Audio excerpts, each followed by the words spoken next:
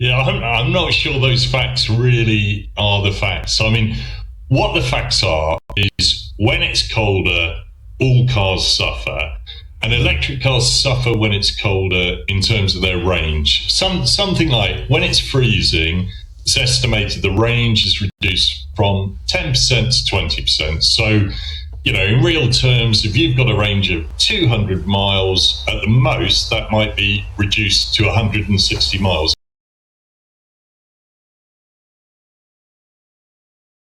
Hello everyone, welcome back to another episode of Parts Talk. Thank you for joining me. I appreciate each and every one of you. Now we continue with the dynamic world of the EV madness, where the push for sustainability meets the practical challenges of everyday life.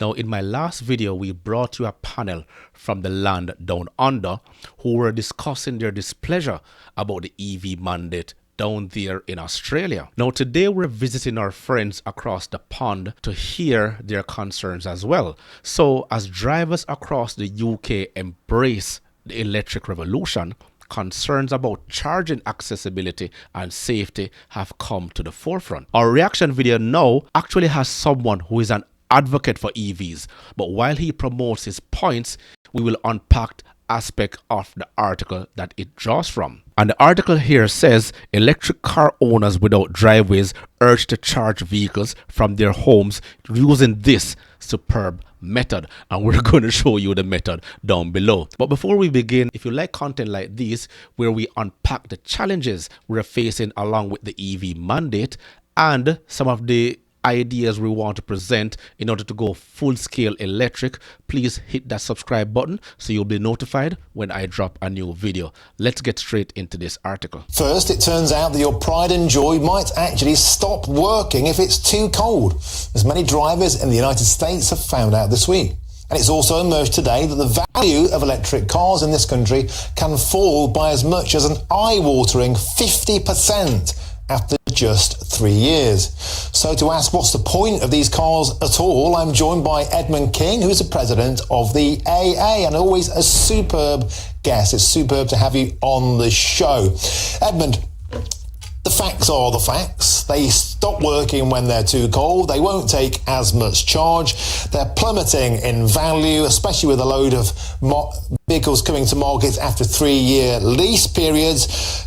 Convince me why electric cars are still a good idea. And before he goes into his convincing mode, one of the key challenges facing EV owners without the designated off-street parking is the accessibility to charging ports. And with the government aiming to expand the public charging network to over 300,000 points by the end of the decade, there's a pressing need for innovative solutions. So this is called offering a practical option for residents to charge their EVs conveniently.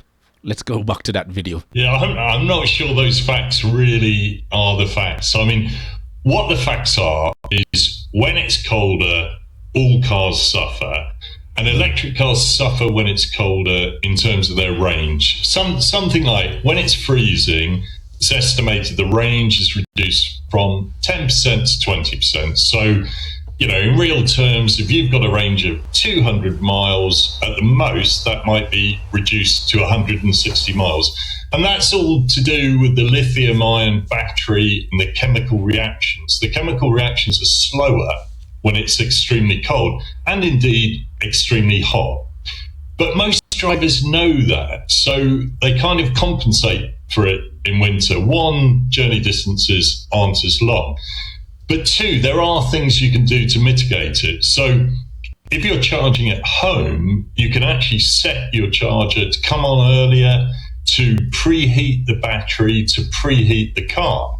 And one of the advantages here, where you can be very smug with your neighbours, when your neighbours are out there with the scrapers and the a CD disc scraping the windscreen and the bad ones pouring boiling water on the windscreen, I just set a timer on my phone and I go out and my car is toasting warm. Hold on. Let me stop right there. What a load of crap.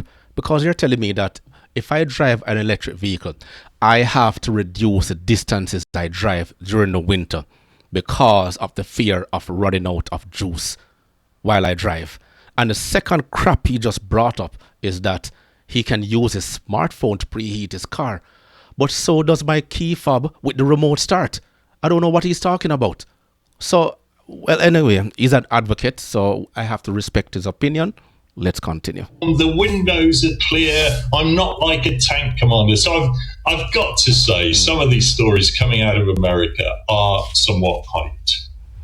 Well, there's another story that came out of America last week, and that is the rental company Hertz is selling off 200,000 of its electric cars because customers simply don't want them. Now, my sister lives in America, and she verifies this because they're scared of the range. If you drive a long distance in places like California, Texas, and then you hit traffic and you're in gridlock, they're conking out. People aren't choosing them because of all the aforementioned issues. So the things like range and charge and reliability, they're still nagging consumer issues, aren't they, Edmund? Yeah, I think for the rental factor, though, there is also a business consideration. And what we saw in America over the last 12 months is that they bought a lot of EVs, particularly a lot of Teslas, and then Tesla cut their prices by more than $4,000 on various models. And what that meant for the rental companies, their so-called residual values were cut, overnight. So that was a problem. But I do think, yes, there are other problems for renters. Things like a renter turns up, and on many of the rental places, the cars haven't got 100% charge. And when you're getting a new car, you want to just sit in it. You don't want to go and find someone to charge where you might need another card or another app. So I think for many renters who haven't driven an electric car, it can be quite daunting. Okay. There's a lot to unpack right here. First of all, Hertz is in a business to make money. So once the residual value of those vehicles drop, they have to dispose of those vehicles in order to replenish their fleet.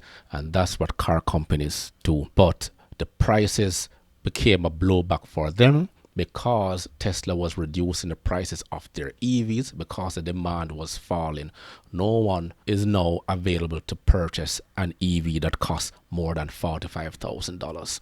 And it's only business. The second thing I want to point out to you that everyone coming into Hertz renting a vehicle is not going to have an app on their phone in order to manage that particular electric vehicle. And it's all about consumer awareness and consumer knowledge. So each time a potential customer comes to Hertz to rent a vehicle, then they have to sit down with that customer and give them a whole walkthrough of how to operate a particular vehicle. And it takes time. It's not like they're going to be owning the vehicle where they learn as they go along. And if they're not renting a Tesla, it's going to be much more difficult for them because only Tesla charging ports are readily available at particular location. And I've presented videos in the past where persons found it challenging in order to navigate an electric vehicle if it's not a Tesla. But let's continue. Once more people get used to it, I think we will see that market change again. But there is no doubt, there's still some stepping stones to take. But most people, once they've owned an electric car, Martin, they won't go back. When you see the prices of petrol and diesel, when I walk past a local garage, I kind of think, if I can charge at home for like almost a tenth of that price, I'm not going back to the garage. Yeah, but there's a simple fact that the value of petrol cars is holding firm because people are concerned about the future, the cars being phased out, and the plummeting value of electric cars makes them very worried. In a nutshell, will people ever get into this via the carrot, or will it have to be all the stick of the government forcing them? No, I think electric cars are getting better all the time. The range is getting better. The prices are coming down.